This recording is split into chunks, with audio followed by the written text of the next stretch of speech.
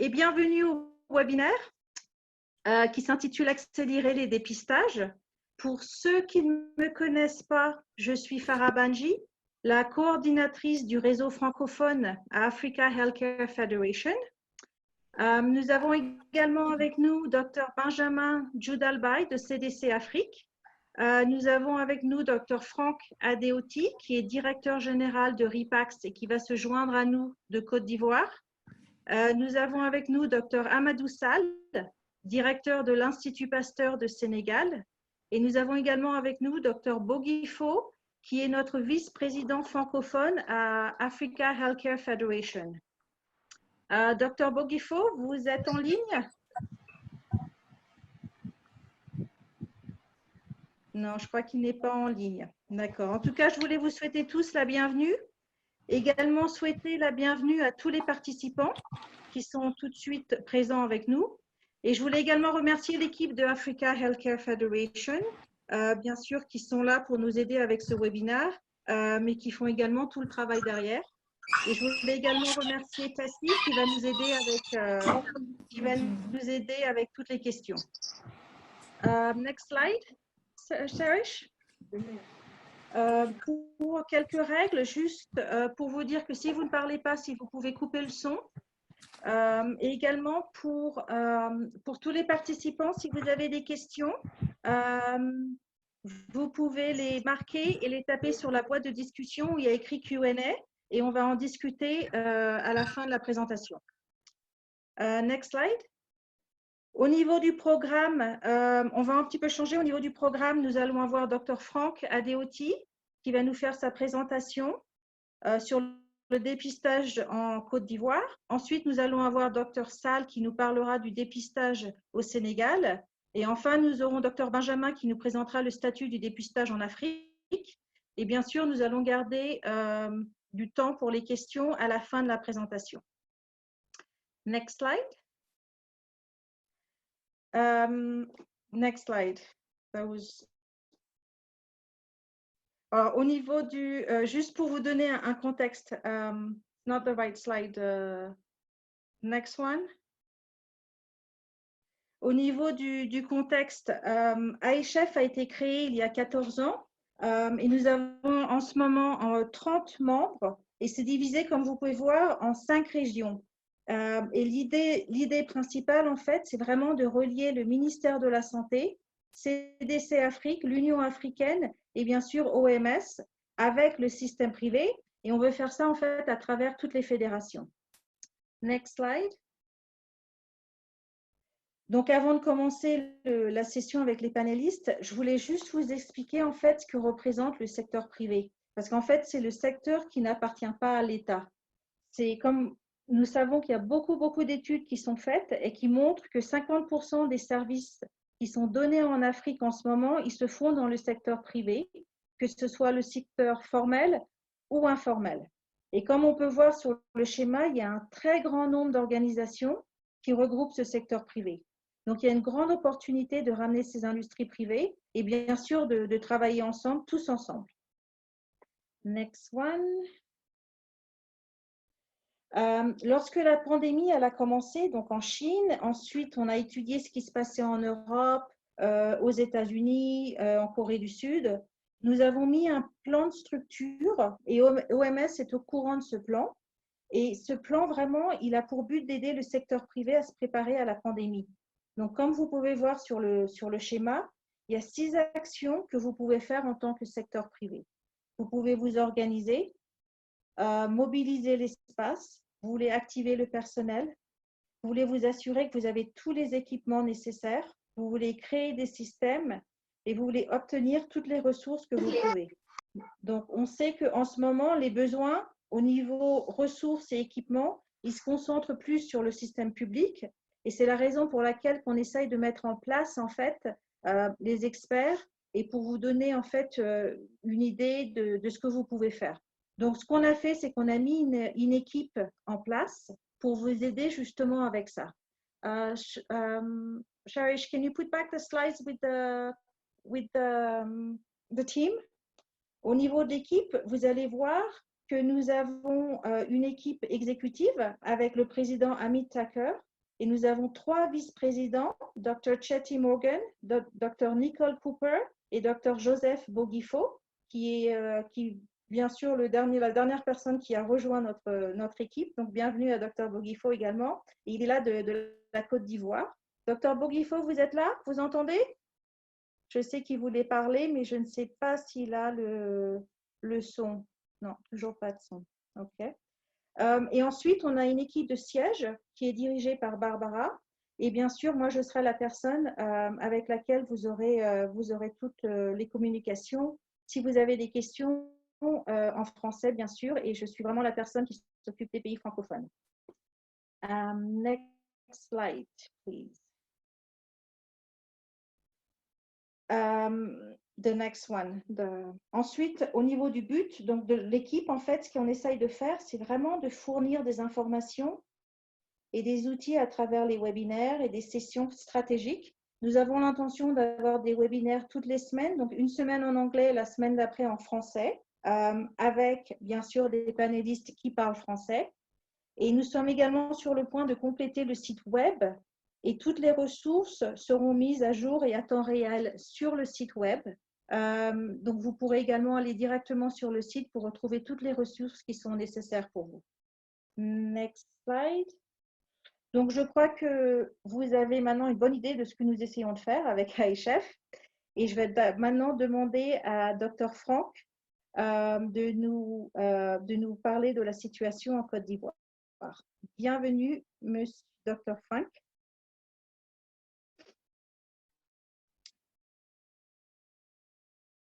Dr. Franck.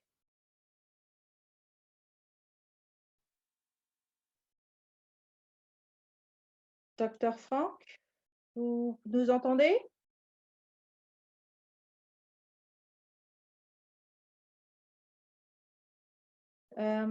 Tessie, were you able to speak to him? Yes, he's trying to connect. Okay.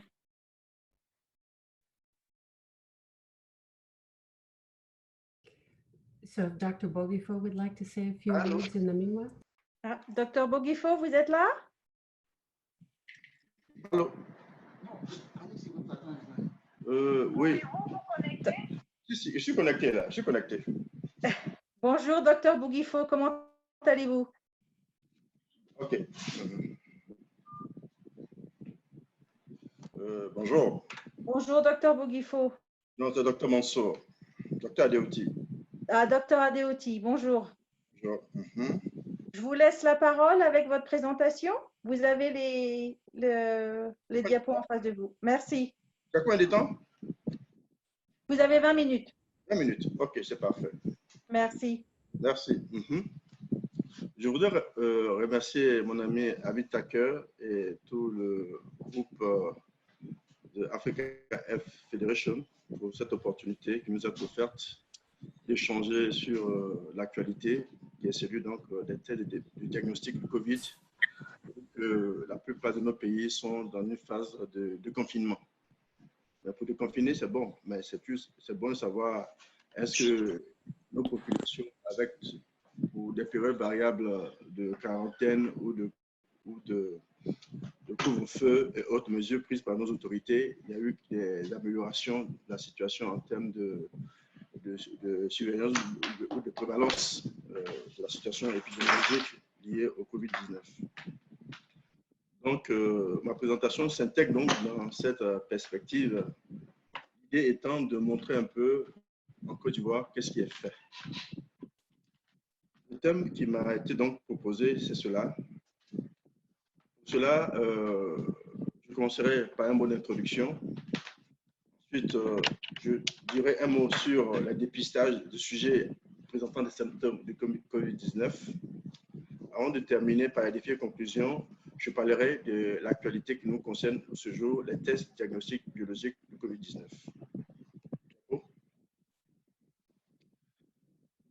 On dit en introduction, Covid-19, je ne veux pas insister sur la définition et sur son potentiel de contagiosité. Par contre, il faut dire qu'en Côte d'Ivoire, le premier cas a été notifié le 11 mars 2020. Et ça, à partir de sujets provenant donc de l'extérieur. Hein, on parle de Covid importé. Et rapidement, nous sommes passés à une phase de transmission communautaire. Et très tôt, dès le 4 septembre, nos autorités ont pris des mesures drastiques au fin donc de contenir cette pandémie dans notre pays. Là, vous avez une série de diapositives que nous allons vous présenter. La première étant la carte de la Côte d'Ivoire au 8 mai.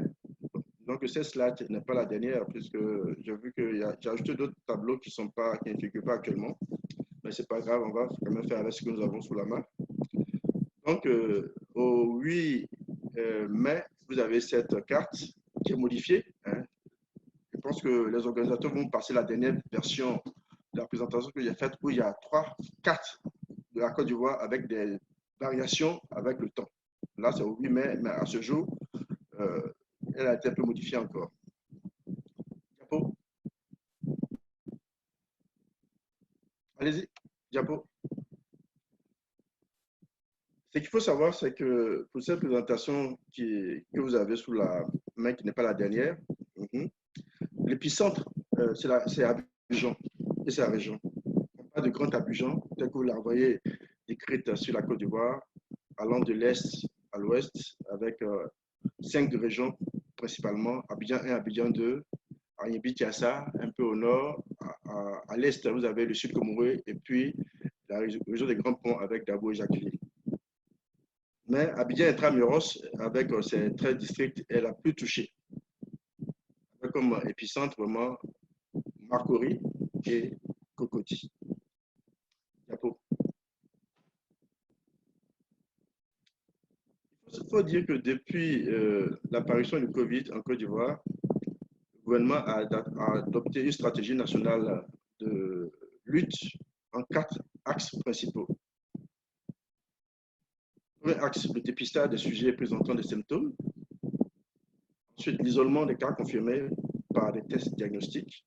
Le traçage des sujets atteints de la maladie et le traitement avec des protocoles validés au niveau national par un comité scientifique.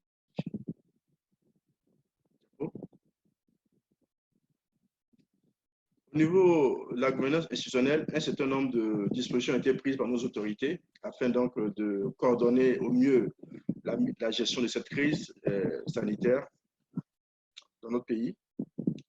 Ainsi, au niveau du gouvernement Dixit Primature, il y a un comité de coordination qui a été mis en place. Au niveau opérationnel, qui est géré par notre ministère de la Santé et de l'Hygiène publique, toute une armada a été mise en place avec un comité scientifique qui coordonne l'ensemble de ces activités et donne des préconisations régulières à nos autorités.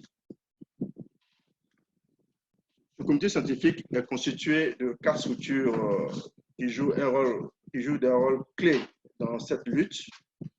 Le service des maladies infectieuses tropicales pour tout ce qui est prise en charge médicale lourde. L'Institut Pasteur pour tout ce qui est test biologique. L'Institut national d'hygiène pour tout ce qui est dépistage et intervention sur le terrain et suivi des cas contacts. Le service d'aide médicale d'urgence pour les transferts des malades qui ne peuvent pas donc se rendre de manière volontaire à des centres de dépistage ou des malades atteints d'affections graves dont la gestion est difficile. Diapo.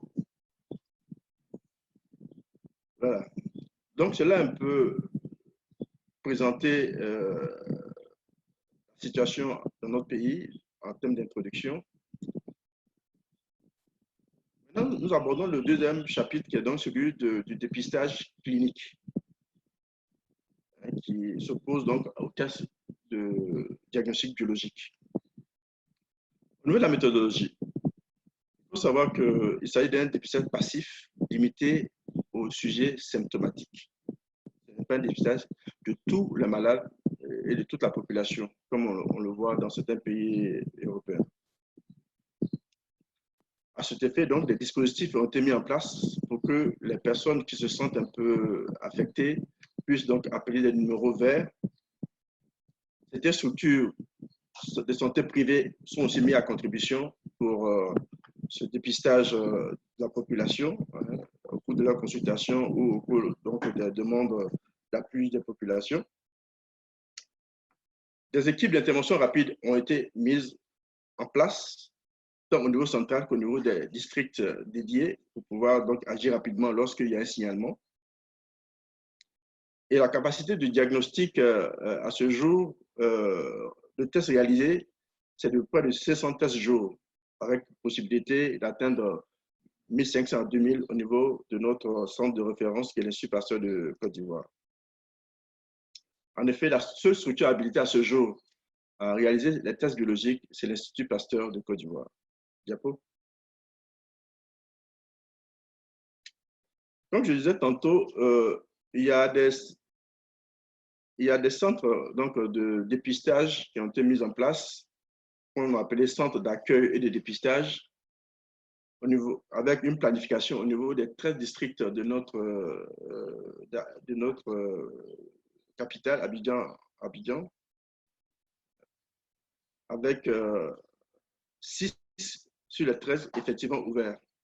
Les communes de Cocody, de Marcory, qui sont l'épicentre de la pandémie. Ensuite, Kumasi, Treichville, Yopougon et Plateau. À terme, l'Institut Pasteur est à même donc de dépister 2000 personnes par jour. Il faut dire que le dépistage est fait surtout par l'Institut d'hygiène et les cas prélevés sont transférés au niveau de l'Institut Pasteur pour le diagnostic biologique. Diapo. Ce dépistage a plusieurs ports d'entrée, comme je le disais tantôt, où on va directement dans une structure privée, parce que sanitaire, public ou privé, parce qu'on a des symptômes, ou bien il y a la communauté elle-même qui peut être impliquée. Donc, il y a plusieurs ports d'entrée. Donc, commençons par le port d'entrée communautaire. Il y a une alerte au sein de la communauté parce qu'un sujet a été identifié comme présentant des symptômes proches de ceux indiqués par les médias et par nos autorités. Il y a un numéro d'appel qui est composé. Le client est orienté vers le sujet, vers un spécialiste en charge par l'équipe d'intervention rapide. Et si l'équipe d'intervention de district est débordée, on peut solliciter l'équipe d'intervention rapide au niveau central.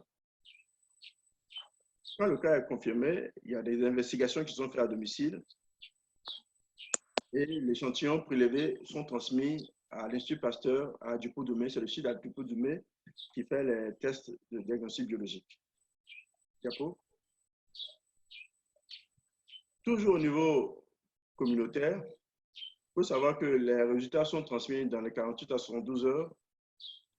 Il est annoncé entre les deux structures par téléphone, c'est-à-dire l'Institut Pasteur et l'Institut national d'hygiène publique qui est la seule habilité à communiquer donc, les résultats. Et selon la positivité et l'état de gravité du malade, un système de prise en charge est mis en place. Les cas nécessitant une prise en charge lourde, c'est-à-dire les malades sous détresse respiratoire ou ayant des difficultés vraiment de se rendre seul ou de se confiner à domicile, c'est le service médical d'urgence de CHU de Treichville, dirigé par le professeur Éolier Serge, qui s'en occupe. Maintenant, pour les malades testés positifs au sein de la communauté, il y a des sites dédiés identifiés par le gouvernement. Nous avons le VITIB à Grand Bassam et tu as certains hôtels tels que l'hôtel Ibis Marcory où sont internés certains malades pour leur confinement et leur mise en quarantaine. Diapo. Il y a aussi, comme je le disais tantôt, la porte d'entrée liée à la fréquentation d'un centre de santé. OK? S'il a des signes en faveur de COVID, l'équipe d'intervention rapide est appelée, le patient est isolé, les prélèvements sont faits et transmis à l'Institut Pasteur. Si c'est positif, le malade est pris en charge de manière adéquate selon les deux modalités que j'ai indiquées tout à l'heure. Soit une prise en charge lourde aux maladies infectieuses, du CHU de Treichville, ou d'un centre de confinement pour poursuivre les quarantaines afin qu'il puisse faire sa séroconversion. Diapo. Les centres d'accueil. Je vous disais tantôt que le gouvernement a décidé de mettre sur l'étendue du territoire 13 centres d'accueil et de dépistage. À ce jour, il y a 6 qui sont opérationnels. Et les patients se présentent de manière volontaire à ces centres-là en présentant des symptômes. Ils sont censés se protéger avec un masque, puisque c'est la règle que j'aimais. Et ils sont accueillis par un médecin qui écoute leur histoire et leurs signes et puis leur faire des préconisations. Diapo.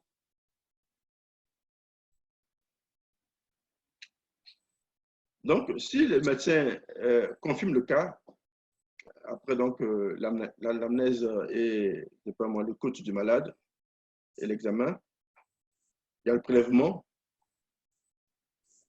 et le malade retourne chez lui si c'est négatif. Si le résultat est annoncé positif, le malade est pris en charge.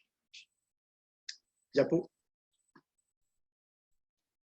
Voilà donc un peu le dispositif de dépistage des malades ou du moins des sujets potentiellement atteints de Covid tel que réalisé en Côte d'Ivoire, avec tout un dispositif pour recevoir les demandes d'information, d'écoute, de consultation et d'orientation vers des centres soit de prise en charge lourde, soit des centres de quarantaine tels que définis par nos autorités. Qu'en est-il des tests biologiques? Comme je le disais tantôt, l'Institut Pasteur de Côte d'Ivoire, dirigé par le professeur Mireille Dosso, est le laboratoire de référence.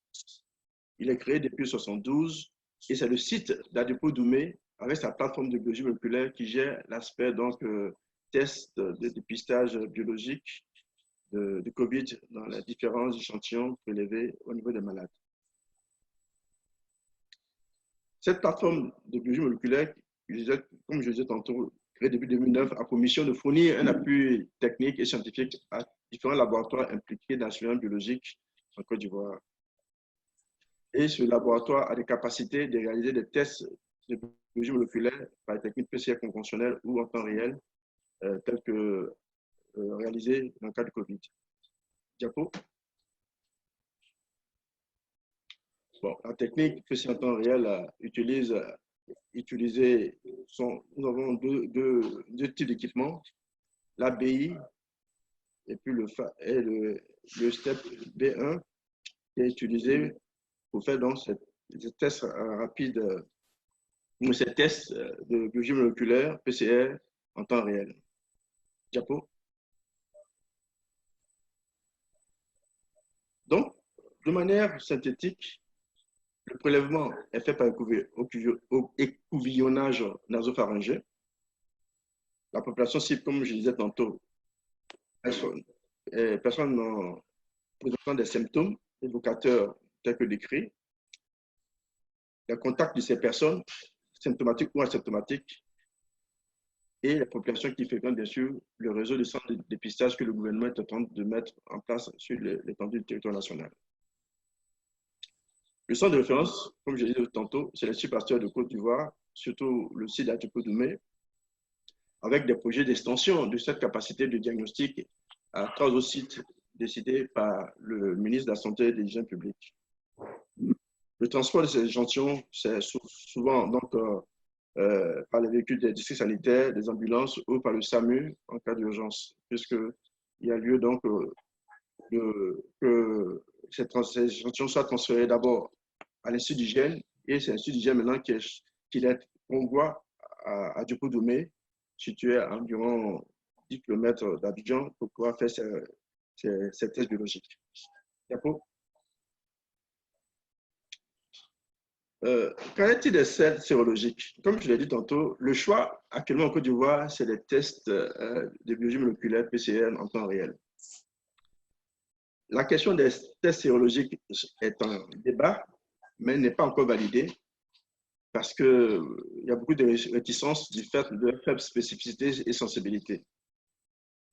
Et dans les échanges que nous avons eus pour valider ces tests au niveau de notre pays, il a été proposé qu'on puisse trouver des tests qui aient comme focus sur l'antigène viral et comme niveau de sensibilité 100%, niveau de spécificité supérieur à 98%. Donc, des équipes sont mises en place pour rechercher sur le marché la disponibilité des tests répondant à ces caractéristiques afin que la Côte d'Ivoire aussi puisse s'inscrire dans cette logique de test sérologique, surtout dans la perspective du test de dépistage de masse tel que le gouvernement veut l'envisager dans le cadre du déconfinement. Diapo. Quelles leçons tirées de la stratégie nationale de diagnostic biologique? Au niveau organisationnel, comme je l'ai dit, il y a un comité scientifique avec 4 structures clés qui ont été mises en place. Donc, la vocation sur le plan opérationnel est de suivre la mise en œuvre de ces stratégies nationales telles que décidées par le gouvernement.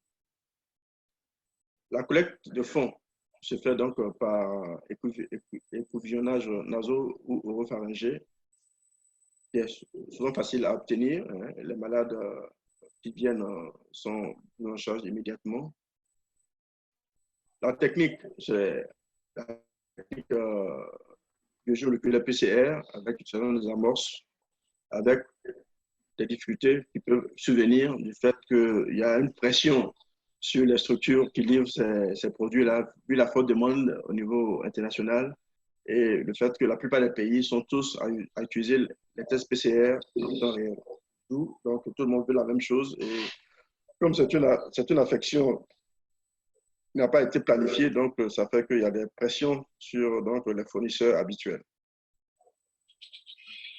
Les rapports, une fois les tests réalisés, ils sont donc transmis donc, à l'INHP, à lui, donc, avec les autorités, de le diffuser. Et chaque jour, le ministre de la Santé en personne vient nous donner donc, les résultats de l'évolution de la pandémie dans notre pays. Je disais aussi que, en plus de Pasteur, le ministre de la Santé a décidé donc d'ouvrir la capacité de réalisation des tests à d'autres structures, telles que le CEDRES, le CIRBA et le CHU de Poitiers. Diapo.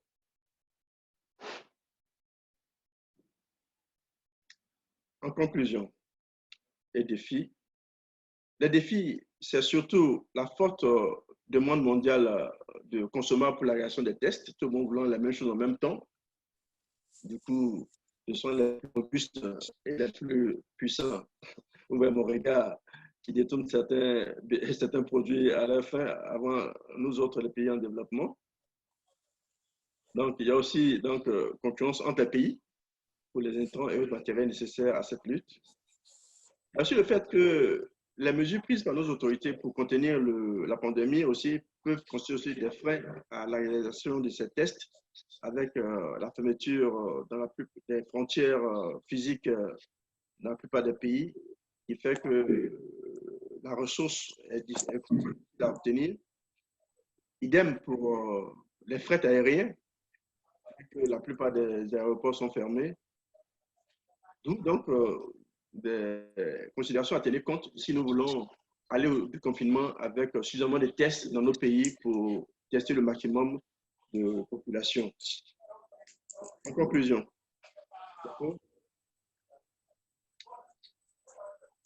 en Côte d'Ivoire, ce que nous pouvons retenir, c'est que nos autorités n'ont pas attendu longtemps pour prendre conscience de l'ampleur du problème.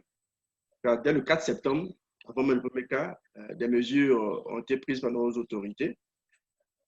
Ensuite, il y a eu donc la mesure de fermeture des frontières, de couvre-feu et de dispositions mises en place, tant au niveau institutionnel pour la coordination qu'au niveau technique de terrain, qu'au niveau de plateforme.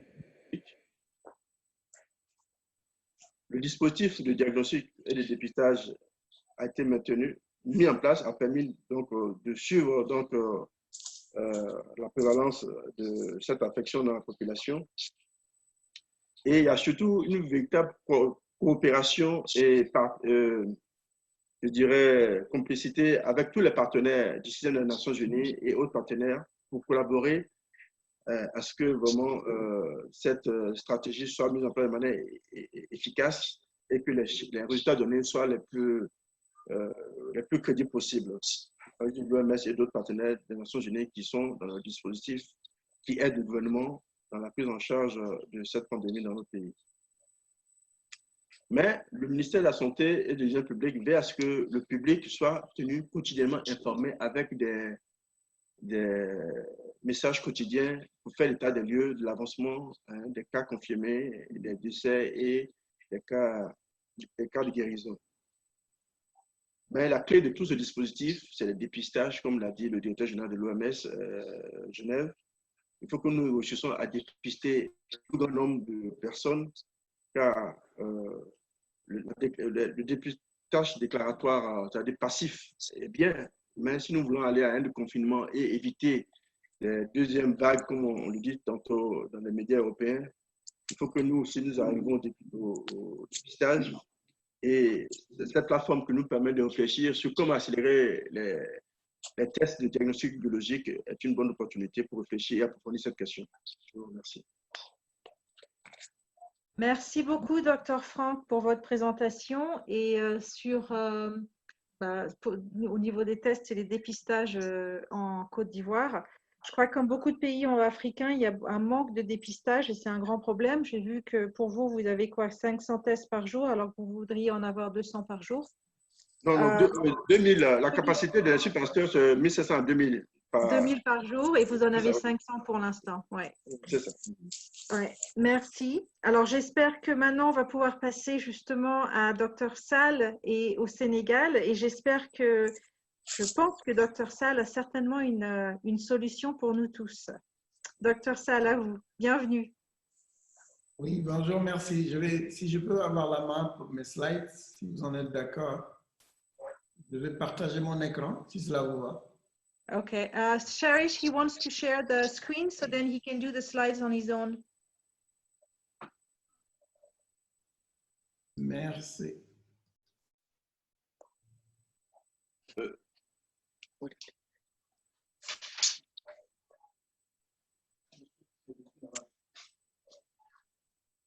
Parfait. Très bien. Je peux y aller? Allez-y. Voilà, tout d'abord, merci beaucoup en fait de m'avoir invité à cette session très intéressante qui est un partage d'expérience. Donc, et qui porte aujourd'hui donc sur le fait d'accélérer les tests, et notamment dans le cadre de la stratégie PACT de l'Union africaine. Tout d'abord, pour vous donner un plan de la présentation, je vais d'abord donner quelques éléments de contexte, parler un peu de l'exemple du Sénégal pour finir avec quelques leçons apprises et messages clés qui me semblent importants par rapport justement à cette stratégie PACT dont le but est d'accélérer justement les tests. Un point qui me paraît important, c'est de dire que tout l'enjeu du Covid et de la plupart des épidémies, mais particulièrement dans le cadre du Covid, c'est d'éviter que les capacités des systèmes de santé soient débordées. Et donc, il y a tout un travail qui est fait pour justement s'assurer qu'avec des mesures de protection, avec un certain nombre de démarches, on arrive un peu à aplatir la courbe pour qu'il reste en deçà des capacités du système de santé. Et parce qu'au-delà, on arrive à avoir des situations catastrophiques comme on a pu voir, où le système de santé s'effondre avec les conséquences économiques et les conséquences en mortalité et morbidité extrêmement importantes. Un deuxième point qui me paraît important, c'est vraiment le rôle du diagnostic dans ce contexte-là, qui est repris un peu à travers cette slide que j'ai pris chez Fine. Le diagnostic est vraiment important pour tester au début, donc identifier les cas. Deuxièmement, pouvoir tracer les différents contacts. Et troisièmement, s'inscrire dans une dynamique de contenir l'épidémie. Il est vraiment au cœur de la stratégie de prévention et de contrôle. Avec pour les malades et les patients, en fait, la prise en charge qui se fait d'abord par une confirmation et pour le suivi. Et cela permet de les isoler et stopper la chaîne de transmission. Au niveau des politiques de santé publique, permettre de guider l'allocation des ressources, parce que suivant que les zones sont touchées ou pas à leur niveau, on va déployer des équipes. Et cela va permettre aussi de détecter précocement les foyers et aussi informer toutes les stratégies dans le domaine du confinement, des confinements, comme on arrive à le voir dans certains pays en Afrique. Et enfin, il y a un autre volet qui est plus dans le futur, qui est que grâce au diagnostic, on peut aussi avoir une idée du niveau de prévalence et informer le développement des vaccins, la stratégie de déploiement des traitements et des vaccins. Juste pour revenir sur la maladie, pour dire que sa contagiosité est liée quand même à des très très grandes quantités de virus qu'on voit là dans les différents compartiments, que ce soit dans l'œsopharynx, que ce soit dans la gorge, que ce soit dans les fesses ou alors dans la salive. Et que cela va entraîner une grande contagiosité qui va faire qu'en général, on estime qu'il y a 2 à 4 personnes qui peuvent être infectées à partir d'un premier cas, mais cela s'établit suivant justement toute une période où la personne est exposée et non infectieuse. Une partie, elle est infectieuse et elle devient symptomatique et qui guide un peu cette stratégie de se focaliser sur les symptomatiques. Et à partir de là, peut évoluer vers de la mortalité ou une guérison. Et donc, cette période d'intervalle qui est environ de 4 jours ou pendant laquelle la personne est infectieuse est vraiment l'objet du focus qui fait que dans toute stratégie de dépistage, à mon sens, il faudrait parler de cette notion de risque en fonction de la personne qui est infectieuse et la personne exposée pour bâtir cela. Alors, si on se concentre un peu plus sur le volet diagnostic, quand je reprends là une infection virale, on a vraiment après la période d'incubation et les symptômes, un premier marqueur qui est le matériel génétique du virus de l'ARN, et ensuite, dans la même période, on a l'antigène qui peut être détecté, et après s'installe une réponse anticorps en IgM, IgG qui, lorsqu'il est multiplié par 4, cette deuxième partie montre bien qu'on passe dans une phase aiguë et qui montre un diagnostic. Et je me permets juste de revenir à ces questions basiques probablement pour les biologistes, pour insister sur le fait qu'il est vachement important de savoir qu'on a différents marqueurs et que ces différents marqueurs vont driver les différentes techniques qu'on va utiliser. Si on regarde le marqueur qui est l'ARN, donc le matériel génétique, on sait qu'il peut être détecté 1 à 2 jours avant le début des symptômes, peut rester détectable 25 à 50 jours après le début des symptômes, et surtout chez les patients qui ont du mal à guérir. Il est important de comprendre qu'en général, c'est dans le pic de l'ARN, dans les 5 jours après le début des symptômes, et ensuite on a une montée des anticorps, mais que cet ARN peut être complètement sorti du corps, notamment en fonction de la présence d'anticorps, particulièrement chez les personnes sévères. Et enfin, je voulais aussi dire que les études montrent très clairement que la période où le virus va vraiment se multiplier va être dans les 5-7 premiers jours, même si plus tard on peut voir sa présence, mais pas forcément après cette semaine infectieuse. Un autre élément marqueur qu'il est important d'avoir, c'est les anticorps. Et donc, on a à peu près une maturation de ce rapport des anticorps après 40 jours, mais que l'on voit que dans les 3 premières semaines, on a un temps moyen pour les anticorps d'une manière générale de 11 jours, avec les anticorps les plus précoces qui sont les IgM à 12 jours et les IgG un peu plus tard. Et cela est aussi très important pour avoir une stratégie de dépistage, puisque bien évidemment, si on utilise le mauvais marqueur ou le mauvais moment, cette stratégie de dépistage n'est pas forcément efficace.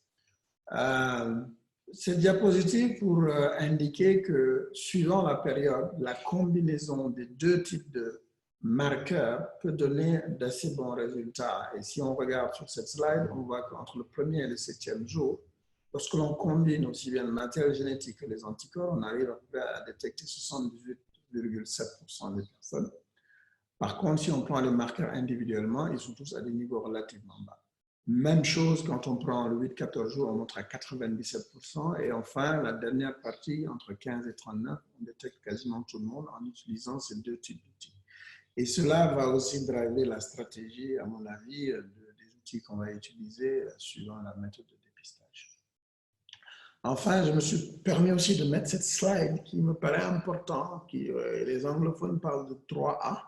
Alors, on a ces différents marqueurs, le moléculaire qui va détecter les ARN, les antigènes et la sérologie vont détecter aussi bien les protéines que les anticorps dirigés contre le virus, mais il y a d'abord la précision qui me paraît importante, c'est que tout ce qui concerne les performances du test me paraissent importants à prendre en compte pour les choix et pour les stratégies. Deuxièmement, est-ce qu'ils sont accessibles? Et là, le moléculaire, bien que très utile, est difficilement accessible quand on veut le mettre dans une large population. Et la troisième chose est bien évidemment le coût de ce déploiement, et donc qui constitue l'affordability pour les anglophones, dans lequel bien évidemment le moléculaire coûte beaucoup plus cher que la sérologie qui présente souvent l'ELISA ou le test rapide. Et donc, pour chacun de ces textes, on a des détections qui sont à peu près optimales quelques jours après le début des symptômes. Donc, dans cette dynamique, la disponibilité des tests aujourd'hui, puisque COVID-19 est une nouvelle maladie, est à différents niveaux de maturité. Dans les tests moléculaires, où on a vraiment un volet automatisé et un volet manuel, on voit que la recherche-développement est très active. Dans les tests moléculaires, on a de plus en plus de données de performance dans tout ce qui est automatisé, dans le manuel un peu moins. Mais dans toute la partie qui est pertinente pour un test, pour les tests un peu plus larges, pour accélérer, pour revenir dans le cadre de nos thématiques, on voit qu'il y a quand même, que ce soit pour l'antigène ou l'anticorps, un besoin d'avoir plus de données de performance. Et donc la plupart des équipes là-dessus travaillent à donner des performances qui soient suffisamment bonnes pour permettre un dépistage un peu plus large. Et de ce point de vue-là, il y a tout un travail important d'évaluation à faire, notamment pour ces tests qui sont vraiment des tests sérologiques, puisqu'ils peuvent être utilisés assez largement et beaucoup plus facilement que les tests moléculaires. Et que pour améliorer ces performances, il y a recours souvent à des outils digitaux. Maintenant, quelques éléments pour PACT. Je pensais que Benjamin allait en parler, mais je vais garder juste deux slides pour justement dire que PACT, en gros, c'est Partnership for Accelerated COVID-19 Testing, et accélérer les tests. Et l'objectif d'Afrique, c'est ici, le test en Afrique prochainement. Et là, les objectifs sont de faire 1 million de tests en 4, d'établir l'approvisionnement groupé en Afrique, de s'assurer qu'il y a des stockages et des hubs de distribution, et de déployer environ 1 million de travailleurs dans toute l'Afrique pour tracer les contacts et de standardiser les nouvelles technologies pour la surveillance et pour aider le redémarrage de l'économie. Donc, dans ces 5 objectifs, l'Institut Pasteur, à travers le groupe de techniques de laboratoire, est impliqué dans chacun de cela. Au jour d'aujourd'hui, par exemple, il y a environ 1 million de tests qui ont été faits sur l'Afrique, d'après les derniers chiffres que j'ai. Ensuite,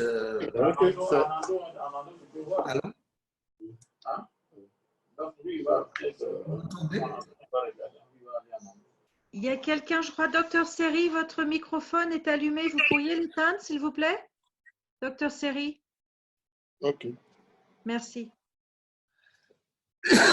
Et donc, pour ce qui concerne le hub de distribution, l'Institut Pasteur de Dakar est très impliqué avec Africa CDC, puisqu'il y a eu beaucoup de distributions qui ont été faites pour les différents pays et sur lesquels nous allons revenir. Donc, toujours cette stratégie avec PACT est vraiment la fourniture d'équipes, on n'en revient pas, le renforcement des capacités où il y a eu de la formation pour l'Institut Pasteur de Dakar, mais surtout aussi engager le secteur privé justement à travers les plateformes, les nouvelles plateformes, mais aussi engager le secteur privé pour avoir une capacité justement d'augmenter les tests, puisqu'on va en avoir de plus en plus besoin. Maintenant, revenons rapidement à la situation du Sénégal. Là, le Sénégal, donc, il y a plusieurs de ces districts qui sont touchés. Ne faites pas attention aux chiffres, je vais y revenir, mais ce qui est important de noter, c'est que la stratégie est de dépister les cas suspects. Je focalise vraiment sur le dépistage des cas suspects. Mais de plus en plus, récemment, il a été augmenté autour de chaque cas suspect, de prendre aussi les contacts qui soient de haut risque ou de risque limité, aussi les tester. Parce qu'au Sénégal, on a une stratégie d'isoler aussi les contacts. Deuxième élément important, c'est la prise en charge des malades, pour lequel, justement, il y a une détection la plus précoce possible avec une prise en charge qui permet de ce fait-là d'avoir des meilleures chances de survie et de guérison. Tous les isolements sont faits pour les patients en milieu hospitalisé et les contacts dans le secteur hôtelier. Et leur suivi se fait régulièrement. Donc, les contacts sont testés avant de rentrer et avant d'être déconfinés lorsqu'ils sont isolés, ils sont aussi retestés. Ce suivi des contacts donc, permet de voir chaque fois quand ils tombent malades qu'on puisse justement les tester pour voir s'ils deviennent positifs. Le suivi des hospitalisés se fait tous les 48-72 heures pour permettre, dès qu'ils sont négatifs, 2 jours, pour 2 fois de suite, qu'on puisse les libérer comme guéris. Un suivi des cas asymptomatiques est une stratégie relativement récente, puisque depuis un peu plus d'1 semaine, la stratégie est d'isoler les cas asymptomatiques, mais de les prendre en charge dans un contexte plus non médicalisé, bien évidemment avec la présence d'un médecin, mais de manière à libérer les lits des hôpitaux. Il y a toute une série de mesures restrictives sur lesquelles je ne vais peut-être pas trop détailler, mais que ce soit la fermeture des écoles, le couvre-feu, le fait qu'on interdise les rassemblements, etc. Jusqu'à présent, pas de confinement décidé, donc il y a un confinement partiel des personnes qui sont concernées. Et il y a un point quotidien pour le ministère de la Santé et de l'Action sociale. Ça, c'est la courbe épidémique qui montre qu'au cours du dernier mois, quand même, il y a eu une grande augmentation du nombre de cas. Et pour revenir plus spécifiquement au niveau de l'Institut Pasteur, dans le cadre du travail que nous faisons, nous avons plusieurs activités. Dans le diagnostic du Covid, il y a les cas suspects qui sont testés, les contacts et le suivi des hospitaliers. Maintenant, pour améliorer et augmenter ce dépistage, il y a une stratégie de décentralisation qui a été décidée avec le ministère de la Santé où, quand c'est nécessaire, des laboratoires mobiles sont déployés pour être dans des endroits fixes. Et au Sénégal, pour l'instant, on en a déployé 2. On est à l'écoute du ministère pour en déployer plus si nécessaire. Il y en a un au niveau central qui récupère pas mal de régions du nord et un peu de l'intérieur du Sénégal. Et un deuxième laboratoire qui a été... donc le premier est à Touba, le deuxième est à Kolda, de manière à capturer toute la zone sud et sud-est. Et donc, avec cette stratégie et bien évidemment le laboratoire central à Dakar, on a en plus un laboratoire mobile qui peut faire de l'itinérance si nécessaire, ce qui fait que si un foyer se déclare et qu'il y a un besoin, ce laboratoire mobile peut permettre d'aller les appuyer et de permettre d'accélérer l'identification du cas. Et donc, on participe à l'investigation de terrain, à la prise en charge de la communication, sensibilisation. Ce n'est pas le propos aujourd'hui. Cette diapo, c'est juste pour montrer qu'entre le début de l'épidémie de 2 mars et maintenant, la quantité de tests a énormément augmenté. On est parti d'une 50aine de tests à maintenant, par semaine, à maintenant, on est à plus de 5000 tests. Et au niveau quotidien, on est à plus de... Au jour d'aujourd'hui, autour d'un peu plus de 1000 tests par jour, mais la capacité peut monter jusqu'à 2500, voire plus, en fonction justement des demandes du ministère. Donc le problème de la capacité au Sénégal, pour l'instant, ne se pose pas. Il y a un deuxième laboratoire qui a été indiqué pour justement se faire des tests, qui aujourd'hui s'occupe d'une région. Mais le cœur de l'épidémie aussi est à Dakar, et depuis donc le début, nous, on a testé 23 000 prélèvements, qui ont conduit à l'identification de 1541 confirmés. Ensuite, les tests qu'on utilise, c'est essentiellement des tests de RT-PCR. Et ces tests de RT-PCR se font selon plusieurs plateformes sur lesquelles je pourrais revenir s'il y a un intérêt. Et on est bien évidemment dans une discussion pour les tests rapides, si cela s'avère nécessaire et utile, compte tenu des capacités pour avoir un dépistage plus élargi. Je voudrais insister sur un deuxième point qui est la formation, qui est une demande du pacte de manière à élargir ses compétences. Et juste dire qu'avant le début de l'épidémie, en 2 sessions, nous avons formé 23 pays au Sénégal et puis 2 pays au niveau sur site pour des raisons qui tenaient à leur incapacité à se déplacer, et donc qui ont été le Rwanda et le Burkina Faso. Et que ces formations avaient un contenu théorique, pratique, un transfert de compétences, un suivi de performance et un volet de réseautage. Et ce que je voudrais dire par là, à partir de cette formation, il y a eu une amplification de cette formation dans les différents pays, puisque plusieurs de ces pays, de ces laboratoires ont réorganisé des formations à l'intérieur des pays qui a permis d'augmenter ces capacités. Et certains pays ont bénéficié de la formation de plusieurs laboratoires, je pense en particulier au Nigeria, qui est un grand pays. Donc, ce volet pour le dépistage me paraît très important, la formation du personnel de manière à avoir et les doter de compétences. Et je voudrais là souligner vraiment l'excellente collaboration qu'on a avec Africa CDC, que ce soit dans le volet de la formation, dans le volet de la distribution des réactifs, dans tout ce qui est édition de guidelines et cet appui qu'on donne à l'ensemble des pays à travers le programme PACT. Un troisième élément que je voudrais signaler est la surveillance, parce que PACT permet de faire de la surveillance. Cette surveillance, elle est importante, notamment, plus l'épidémie va être compliquée. Je voudrais juste m'arrêter 1 minute sur le système qu'on a au Sénégal de surveillance, où si vous voyez sur la diapo en haut à gauche, il y a toute une série de points rouges et différents points dans 20 zones du pays où on a des sites sentinelles qui collectent de façon quotidienne de l'information sur des gens qui viennent avec des syndromes, notamment grippaux. Et vous pouvez voir sur la deuxième partie en haut à droite de la diapo que cette information est collectée à partir de plateformes mobiles qui sont des smartphones envoyés à une unité centrale qui est au niveau de l'épidémiologie. Et de façon régulière, cette plateforme, chaque semaine, envoie des prélèvements en temps normal, envoie des prélèvements qui sont testés au niveau de la virologie. Donc, les résultats des prélèvements et les résultats de l'information permettent de façon, à travers une plateforme web interactive, d'avoir une situation quotidienne et que de façon hebdomadaire, il y a un bulletin qui est transmis au ministère de la Santé. Et ce qu'on peut voir sur la diapo, en haut, en bas à gauche de la diapo, c'est que chaque endroit peut être suivi de façon régulière, qui permet d'établir une baseline à partir de surveillance électronique, qui, lorsqu'on a un phénomène inhabituel, comme on a pu le voir en 2017, mais qui permet surtout de détecter les épidémies, déclenche tout un processus que vous allez voir en bas à droite de la diapo, où le PIC va déclencher un déploiement dans la labo mobile, une collection d'échantillons, un test sur place, et grâce à la connectivité, de donner le résultat le jour même et de permettre aussi que ce reporting soit accessible depuis un portable pour permettre de faire ce travail-là. J'insiste sur ce point pour deux raisons. Un, c'est parce que c'est quelque chose qu'il va falloir continuer et le développer en fonction du déploiement de l'épidémie.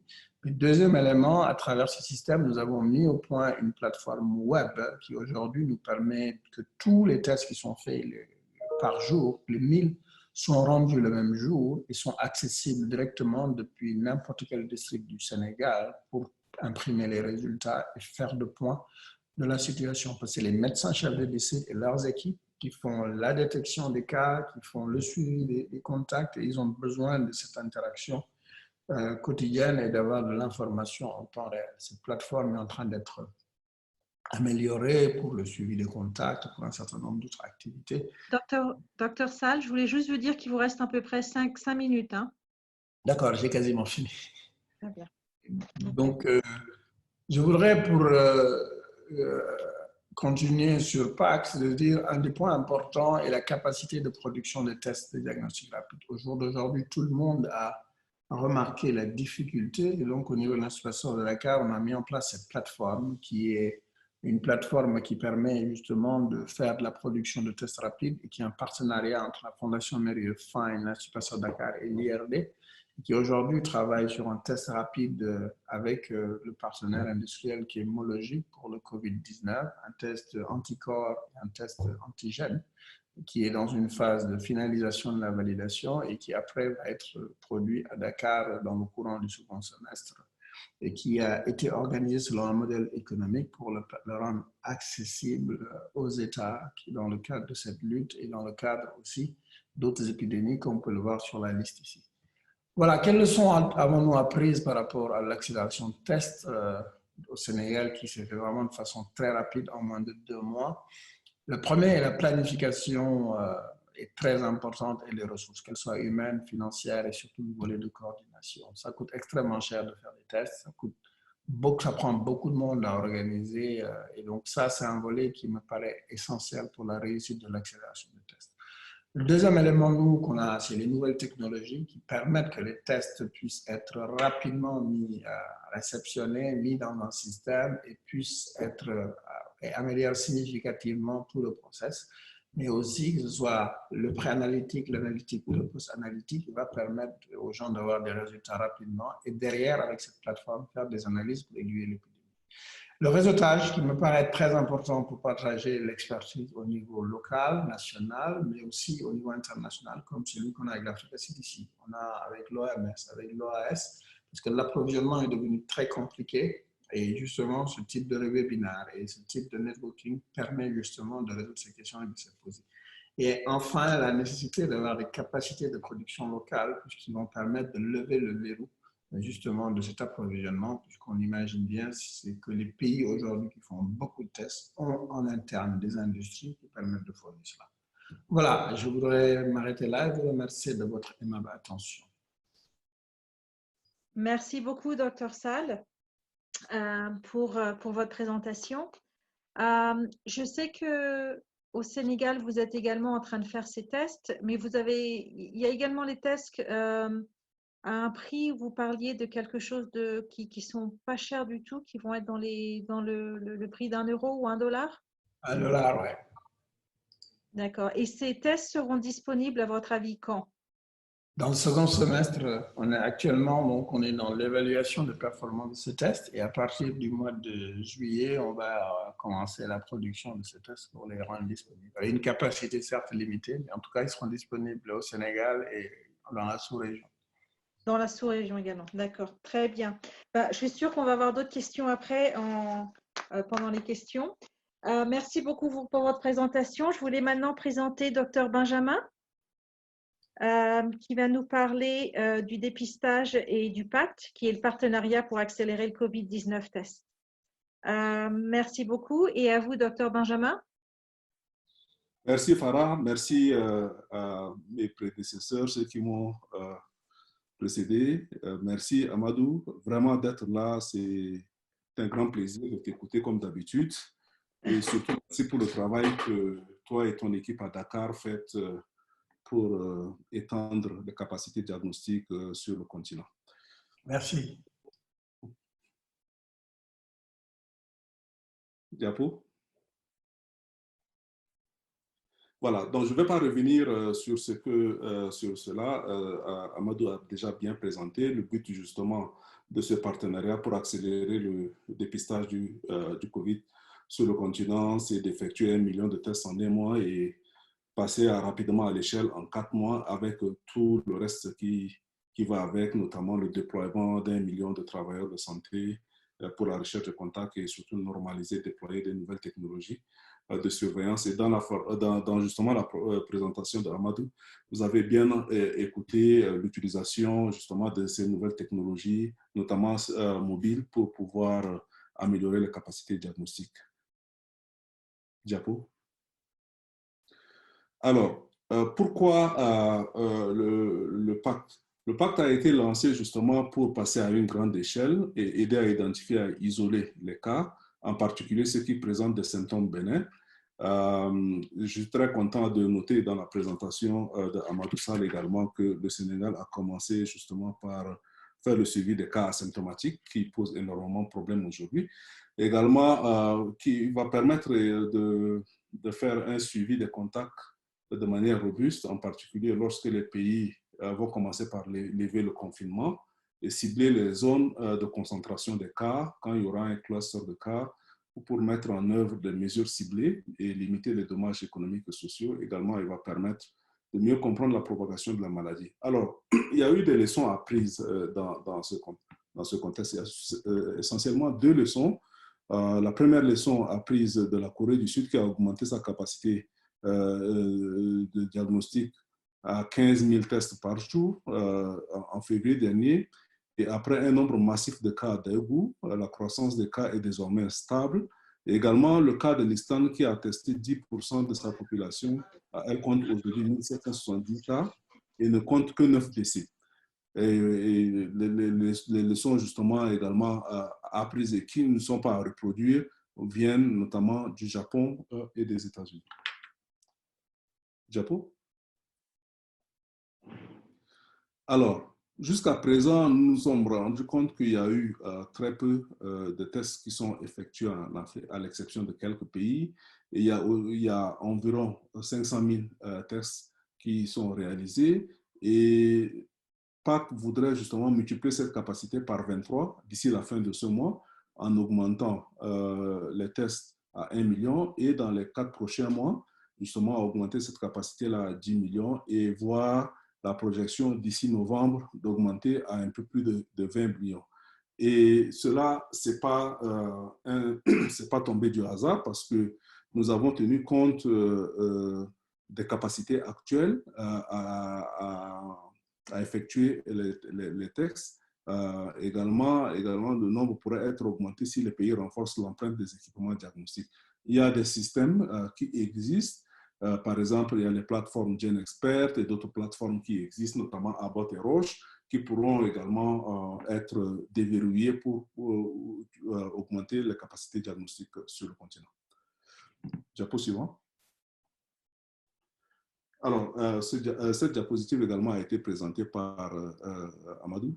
Je ne vais pas revenir là-dessus, mais il faudrait comprendre qu'il y a trois composantes. La première composante, justement, c'est la fourniture des kits de diagnostic avec le hub que nous avons à Dakar, en partenariat avec l'Institut Pasteur, et partiellement ici à Addis Abeba. Et la deuxième composante, c'est justement le renforcement des capacités. Et Amadou l'a bien détaillé également dans sa présentation parce que en janvier, quand l'OMS a déclaré le COVID comme urgence de santé publique de portée internationale, il n'y avait que deux pays, le Sénégal et l'Afrique du Sud, qui avaient les capacités diagnostiques du COVID-19. Et très rapidement, cela a été monté en puissance, notamment avec l'appui de l'Institut Pasteur et du NICD en Afrique du Sud pour pouvoir étendre les capacités diagnostiques avec le renforcement des capacités en termes de ressources humaines sur le continent pour augmenter le nombre de pays capables à diagnostiquer. Et également l'engagement du secteur privé, et c'est la raison de notre présence ici dans ce webinaire, avec l'engagement d'une plateforme pour utiliser des plateformes et des tests alternatifs. Par exemple, j'ai mentionné les gènes experts, également les tests sérologiques qui sont en cours d'évaluation, notamment avec le texte qui est en cours d'évaluation à Dakar, qui sont porteurs de beaucoup d'espoir. Également l'engagement avec des laboratoires privés pour augmenter les capacités diagnostiques sur le continent. Diapo suivant.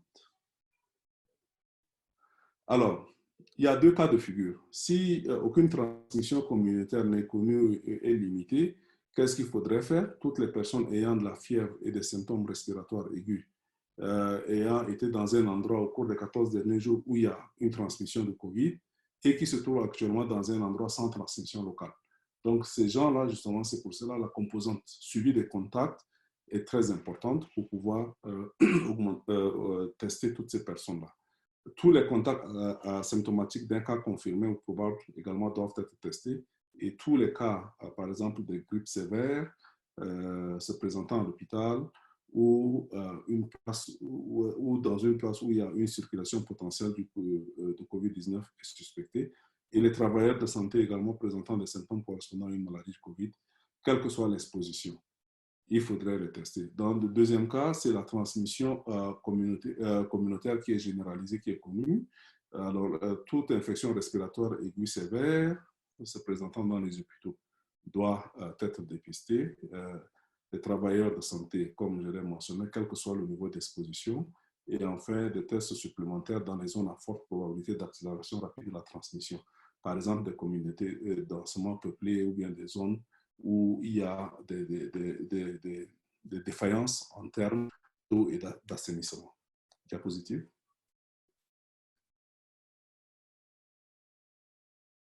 Je pense que c'est mon avant-dernière diapositive en fait.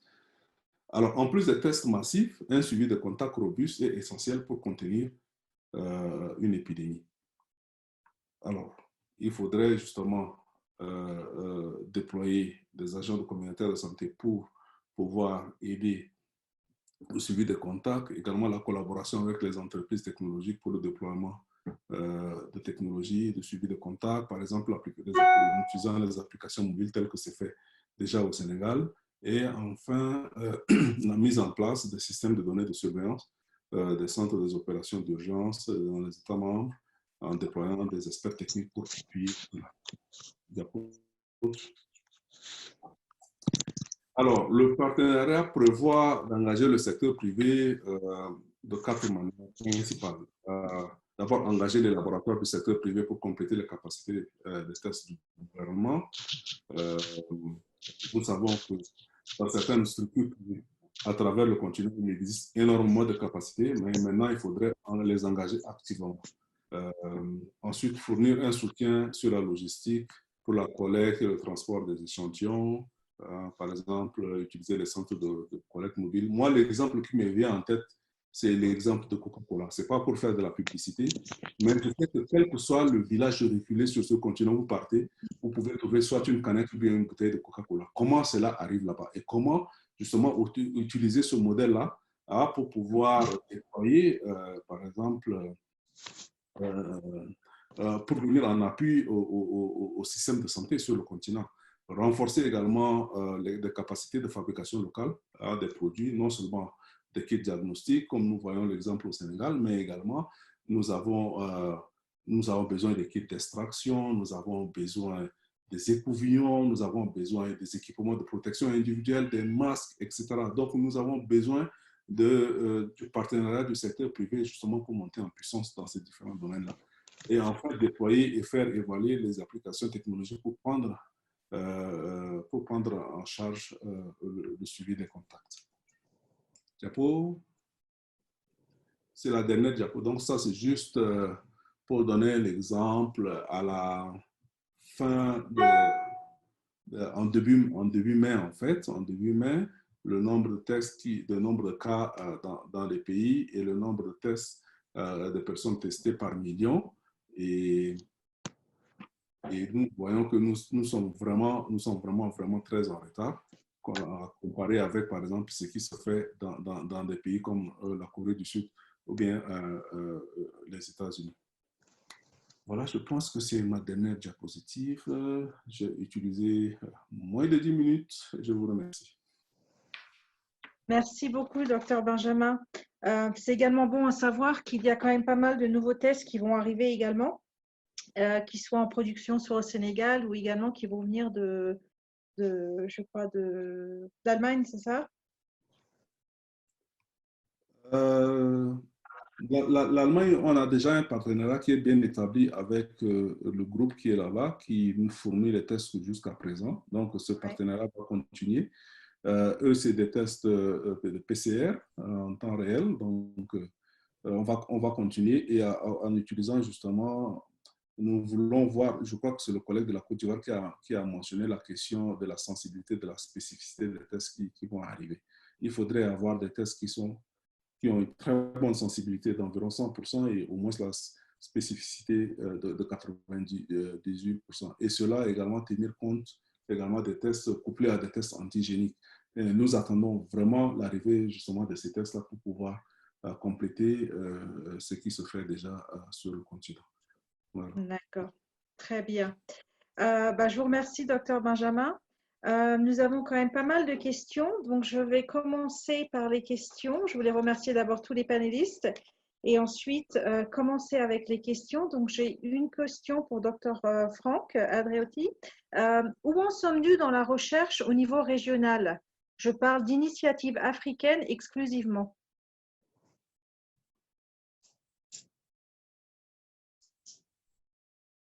Dr Franck, vous êtes là?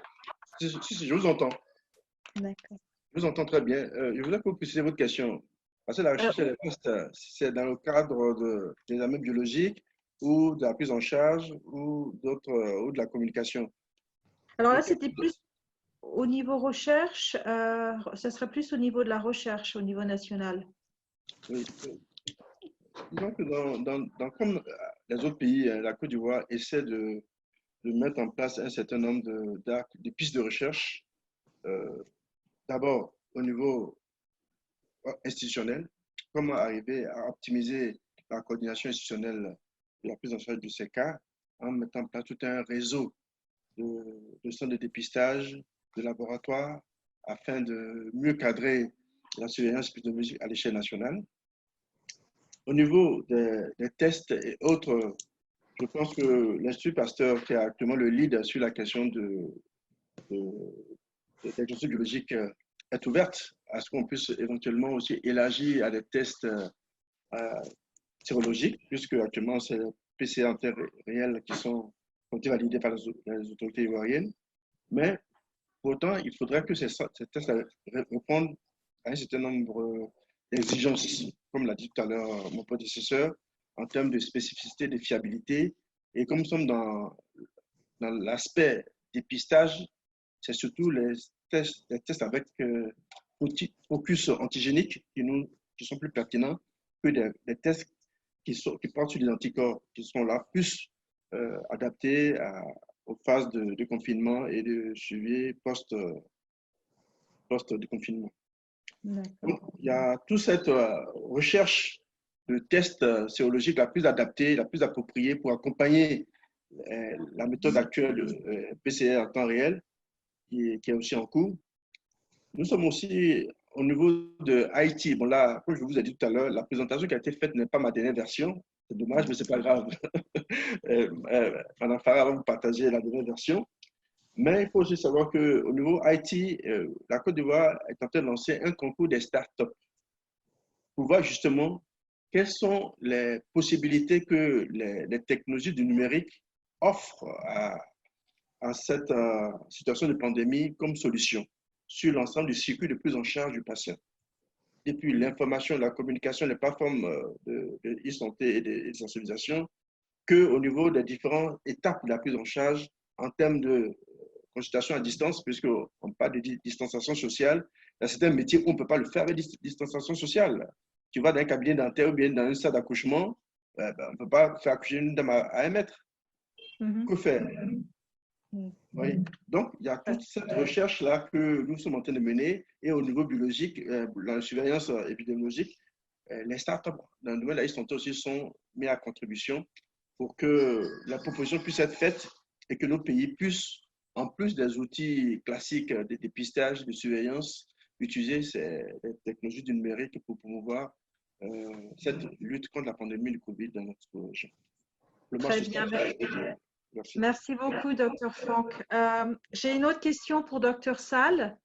Alors, l'Afrique a plutôt été épargnée en coronavirus depuis le premier en 2002. Plusieurs hypothèses, jeunesse, climat, prédisposition génétique, etc., sont émises pour justifier cela. Mais au point de vue scientifique, pouvez-vous donner les raisons? Devrions-nous craindre une future mutation qui pourrait nous être plus létale? Oui, merci pour cette question. En fait, j'ai plusieurs éléments de réponse. Le premier, c'est qu'effectivement, il y a quelques hypothèses qui sont avancées. Parmi celles qui sont avancées, je veux bien discuter celui de la jeunesse, parce que c'est vrai que l'âge est un facteur de risque par rapport à la mortalité. Le taux est beaucoup plus important chez les personnes âgées. La deuxième chose est que l'Afrique a une population relativement jeune. Le climat, je n'ai pas eu d'évidence scientifique pour le dire. La prédisposition génétique non plus. On sait que par exemple aux États-Unis, c'est les populations noires qui sont les plus touchées par le Covid que les autres populations. Donc on n'a pas forcément d'évidence scientifique. Ce que je pense qu'il faut retenir, c'est qu'on est quand même à un stade de l'épidémie qui est beaucoup moins avancé que les autres pays. Ça veut dire que dans la plupart des pays, on reste encore dans les capacités encore du système de santé. C'est souvent le fait d'aller au-delà de ces capacités qui fait qu'on se retrouve avec beaucoup de cas, avec beaucoup de morts, et avec un impact sur le fait que les gens qui n'ont même pas le Covid ne peuvent pas avoir accès au système de santé. Et donc pour moi, la raison scientifique, c'est difficile de la donner en ce moment. On a des hypothèses, mais que ce que je pense, c'est qu'on pourra répondre à cette question d'ici quelques mois, parce qu'on est quand même au début de l'épidémie en Afrique, contrairement à ce qu'on a vu dans les autres pays. À vous? Oui, très bien, merci. Une autre question pour Dr. Benjamin. Que dit la bioéthique sur ces applications mobiles? Qu'en est-il de la protection des données? Alors, merci beaucoup pour la question. Il s'agit pas d'utiliser les données individuelles. Il suffit, dans la présentation de Dr. Amadou Sall, ça a été très clair. On utilise justement, par exemple, c'est les épidémiologistes ils font le suivi des contacts, ou bien des gens des laboratoires qui sont éloignés, qui transmettent les données à travers la technologie mobile pour gagner en temps. Il ne s'agit pas de recueillir les informations personnelles sur les gens pour pouvoir transmettre. Très bien, très bien. Une autre question pour Dr. Franck. Comment le pays a-t-il tenté d'impliquer le secteur privé dans les tests?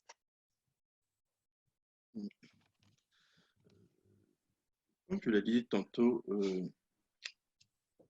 tests, il faut qu'on se comprenne, hein. On ne parle pas de dépistage, on parle de tests biologiques de diagnostic. Ouais. En Côte d'Ivoire, au jour d'aujourd'hui, il n'y a qu'un dispositif national centré sur l'Institut Pasteur qui a la capacité et la plateforme technologique pour les réaliser. Okay? Il y a une extension qui se fait au niveau d'autres structures à l'échelle nationale, qui n'est pas complètement opérationnelle, mais que je sache, le secteur privé ne participe pas à la réalisation des tests biologiques de confirmation du Covid en Côte d'Ivoire. Par contre, dans le volet dépistage clinique, repérage des cas et signalement et suivi, le secteur privé est mis à contribution, puisque en Côte d'Ivoire, 60% de l'offre de soins est le fait du secteur privé. Donc, on ne peut pas bâtir une politique de santé publique, surtout devant une pandémie aussi importante, sans impliquer le secteur privé. Donc, dans toutes les rencontres qui sont organisées à l'échelle nationale, le secteur privé est associé et même des interventions sont en train d'être mises en place pour voir même comment renforcer le secteur privé dans la dotation matérielle de protection comme dans le secteur public. Parce qu'en Côte d'Ivoire, le public comme le privé, c'est une seule santé. Mais il y a des efforts à faire pour améliorer ce partenariat et cette collaboration entre les deux secteurs, surtout que ce Covid-là ne trie pas le secteur privé ou le secteur public. Très bien, merci. Docteur Sall, une autre question. Est-ce que les formations incluent les laboratoires dans le secteur privé? En fait, les premières formations qu'on a faites ont été des formations où les ministères de la Santé ont désigné justement des gens des laboratoires. C'était essentiellement des institutions de santé publique. Les formations ont été faites à la demande, mais pour l'instant, on n'a pas eu de formation au niveau du secteur privé. Ce qui, par contre, se passe, c'est qu'au Sénégal, il y a une organisation que vous connaissez probablement, Tchaï, qui coordonne avec la direction des laboratoires la formation des potentiels laboratoires pour permettre l'extension de ces tests. Et là, je pense qu'ils ont pensé au secteur privé. D'accord, très bien, merci. Docteur Benjamin, les gouvernements sont-ils à considérer comme partie prenante au pacte initié par le CDC Afrique? Les recommandations du pacte engagent-elles nos gouvernements ou sont-elles opposables? Africa CDC est une institution intergouvernementale, c'est une émanation de la volonté des États. Donc, Africa CDC n'opère pas en dehors des gouvernements. Donc, toutes les recommandations qui sont faites par Africa CDC sont d'abord approuvées par le gouvernement. Et juste pour exemple, par exemple, nous avons mis sur pied le groupe de travail continental contre le Covid. Et le laboratoire, par exemple, co-présidé, le groupe de travail sur le laboratoire de sous-typage est co-présidé par Dr Sall et Dr Yenou, ici de notre côté. Et ils ont d'autres experts au niveau continental qui travaillent avec eux pour pouvoir formuler ces recommandations qui sont mises immédiatement en œuvre dans les États. Donc, ce n'est pas quelque chose, nous travaillons, nous ne sommes pas une entité extra-gouvernementale, mais nous sommes une entité totalement gouvernementale. D'accord. Une autre question pour vous, docteur Benjamin. Par quels critères les pays qui ne mettent pas encore en œuvre le pacte peuvent intégrer le programme, en particulier le secteur sanitaire privé? En fait, tous les États membres sont partie prenante de ce partenariat, y compris, par exemple, les pays qui n'ont pas encore rapporté des cas comme la République arabe sahraoui démocratique et le Lesotho. Ils sont pris en compte dans cette stratégie. C'est une stratégie continentale qui a été déployée. Et je vous ai mentionné que dans le cadre de ce travail, nous avons dit que le pacte prévoit d'engager le secteur privé de 4 manières principales. Nous avons dit qu'il fallait engager des laboratoires du secteur privé pour compléter les capacités gouvernementales. Ça, c'est le premier aspect. Le deuxième aspect, nous avons dit qu'il fallait fournir un soutien sur la logistique. Et j'avais mentionné, par exemple, l'exemple de Coca-Cola et autres, tout ça, pour le transport des échantillons, par exemple. Et j'avais également mentionné le renforcement des capacités pour la production locale. Par exemple, si dans un pays, il y a une industrie, une compagnie qui est capable de faire la production locale, et si elle est privée, elle est fortement encouragée à le faire. Et j'ai mentionné enfin le déployer et évaluer, par exemple, les nouvelles technologies pour pouvoir faire le traçage de contacts et autres, tout ça. Donc, le secteur privé est bien partie prenante dans cette initiative-là. On ne peut rien réussir de périn si on n'engage pas le secteur privé dans le cadre du partenariat public-privé. Merci. Alors là, j'ai une autre question. Je vais l'ouvrir un peu à tous les trois. Je vous laisserai répondre comme vous voulez, parce que vraiment, elle a été posée pour vous trois. Peut-on atteindre les objectifs de dépistage de 1 million de tests par jour après le déconfinement en n'utilisant que la PCR et les structures sanitaires publiques uniquement comme cela se voit actuellement dans la plupart des pays africains? Est-ce que, Dr Sall, vous voulez commencer peut-être? Est-ce qu'on peut l'atteindre par jour? Par jour, oui. Après le déconfinement. Donc, en gros, je crois que ça va être le dépistage en masse, en fait. Oui, avec la PCR, je ne me rends pas compte, mais ça me paraît ambitieux comme objectif. Mais après, si on se donne les moyens, pourquoi pas? Je pense qu'il y a des pays comme l'Afrique du Sud qui restent énormément parce qu'ils ont un secteur de laboratoire. Il y a des pays, plusieurs pays qui ont un certain nombre de capacités. Donc, à mon avis, c'est là où ça risque peut-être d'être un peu plus difficile, c'est comment approvisionner ces labos pour faire 1 million de tests tous les jours. Ça fait 30 millions par mois. Je ne suis pas sûr que le besoin existe. Deux, je ne suis pas sûr que les capacités pour tenir ce rythme pendant plusieurs mois soient là. Mais techniquement, a priori, avec un certain nombre de labos, pourquoi pas. Mais j'ai des doutes sur l'approvisionnement. Docteur Benjamin, qu'en pensez-vous? Je pense que déjà, c'est très ambitieux, compte tenu des difficultés justement que le docteur Sall vient de mentionner, de réaliser 1 million de tests par jour en n'utilisant que la PCR sur l'ensemble du continent. Ça va déjà engorger les laboratoires qui le font si on se limite seulement au secteur public. Après le déconfinement, je pense que nous attendons vraiment l'arrivée justement de ces tests rapides là pour pouvoir augmenter les capacités diagnostiques. Si on a les tests rapides qui ont une bonne sensibilité, une bonne spécificité, mais cela sera possible, mais pas seulement avec la PCR. Très bien. Docteur Franck, j'ai une autre question qui vous est destinée. Pour éviter cette dépendance des produits importés, pensez-vous développer localement des tests de diagnostic QRT-PCR?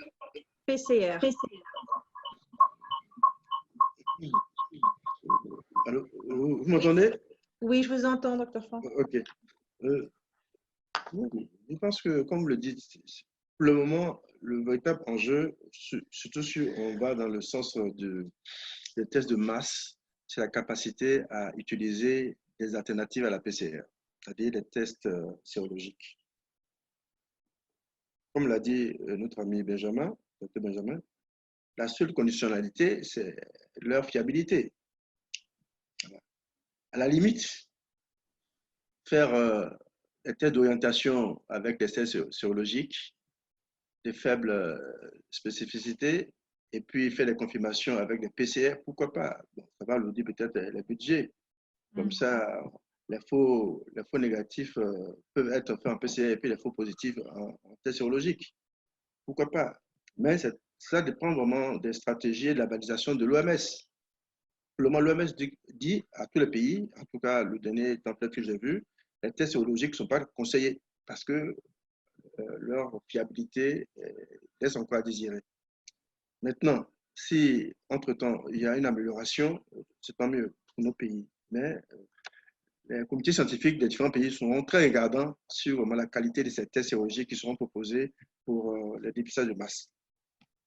Cela dit, pour revenir au test PCR en temps réel, ce qui est pratiqué par l'ensemble des pays, pour moi, c'est une question d'organisation. Je vous ai dit qu'en Côte d'Ivoire, le gouvernement a décidé d'élargir le plateau technique en autorisant à ce que d'autres laboratoires puissent également, à côté de l'Institut Pasteur, qui a le lead actuel de l'activité, et bien sûr, même sur l'encadrement et la formation de l'Institut Pasteur, pouvoir aussi faire des dépistages au niveau de plusieurs sites dans le pays. Peut-être que cela permettrait d'augmenter de manière drastique le nombre de tests à l'échelle nationale. Mais atteindre 1 million par jour, ça serait difficile, vu qu'il faut, avec le PCR, plusieurs étapes, Et aujourd'hui, on est rendu pratiquement à 24 à 48 heures, hein, pour avoir les résultats. Si on a vraiment une masse trop importante de demandes à la fois, nous avons peur que ce délai-là puisse être encore allongé, sauf si vraiment on fait une bonne décentralisation des capacités diagnostiques d'autres sites. D'accord. Je peux dire à ce stade-là. On a encore quelques minutes. J'ai quelques questions encore. J'en ai une pour Dr Sall. Qui est-ce qui couvre le coût des tests de dépistage pour le secteur privé, en supposant que l'Institut Pasteur couvre le coût pour le secteur public? Pour le Sénégal, enfin, l'Institut Pasteur est une fondation privée, mais à but non lucratif. Et donc, dans le cadre de son activité de santé publique, il est dans un service public. Les coûts sont couverts par une partie d'une dotation du ministère de la Santé et de l'État et une autre partie par des fonds que nous levons pour faire cette activité. Mais il n'est pas facturé, il est complètement gratuit pour l'ensemble des personnes qui en bénéficient. Très bien, très bien. Docteur Benjamin, une autre question. Comment est-ce que le pacte est financé et comment vous prévoyez la coordination et les ressources pour les achats groupés et la distribution? Alors, comment le pacte est financé? On a une stratégie continentale qui est budgétisée, d'accord? Et nous avons deux lignes budgétaires. La première ligne budgétaire, c'est la ligne budgétaire d'Africa CDC. Et la deuxième ligne budgétaire, c'est la ligne budgétaire du fonds qui a été établi par les chefs d'État et de gouvernement récemment et dont j'assure le secrétariat. Donc, toutes ces deux lignes budgétaires seront mises à contribution pour financer l'achat de ces tests-là sur le continent. Donc, ça, c'est la première la partie de la réponse. Et la deuxième question, vous la relis? Oui, allez-y. Et comment prévoyez-vous la coordination et les ressources pour les achats groupés et la distribution? Voilà. Pour coordonner les achats groupés et la distribution, nous sommes en train de mettre sur pied une plateforme logistique pour pouvoir assembler non seulement l'ensemble des fournisseurs, mais également l'ensemble des produits qui seront disponibles, pas seulement sur le continent, mais également à l'extérieur du continent. Donc, les pays, par exemple, pourront se connecter directement à cette plateforme-là et voir qu'est-ce qui est disponible et comment les payer. La première option, c'est que nous pouvons payer directement pour les pays et se faire rembourser après, ou bien dans le cadre de l'utilisation des ressources qui sont disponibles à Africa CDC, on paye et puis on donne directement au pays. Donc ça, c'est l'autre option. La deuxième, ça, c'est ce qui a été mis en place. Maintenant, je vous ai dit que nous avons mis une plateforme de distribution avec l'Institut Pasteur qui fait déjà très bien le travail et Amadou pourra en dire un mot.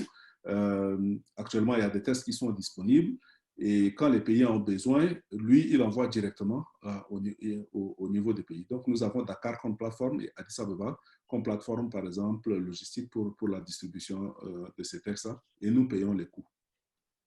Très bien. Docteur Amadou, vous aviez quelque chose à rajouter sur ça, ce que Docteur Benjamin vient de dire? Oui, effectivement, ce que je voulais juste rajouter, c'est qu'effectivement, avec l'Africa CDC, on a mis en place cette plateforme qui a déjà distribué à plus d'une vingtaine, voire trentaine de pays, justement, des réactifs.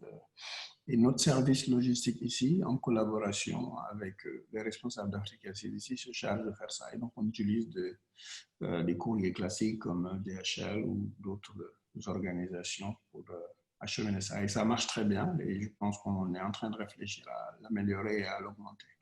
À vous. Très bien. Je voulais déjà remercier tous les panélistes parce qu'on a eu beaucoup de questions. Bien sûr, les trois présentations étaient très bonnes avec tous les nombres de questions. Malheureusement, on n'a pas beaucoup de temps. Il nous reste quelques minutes. Donc, je voulais terminer en fait en demandant à chaque panéliste pour voir si vous aviez quelque chose à rajouter, si vous aviez quelques mots à dire à l'ensemble des participants. Peut-être que vous voulez commencer. Docteur Benjamin, quelques mots pour finir?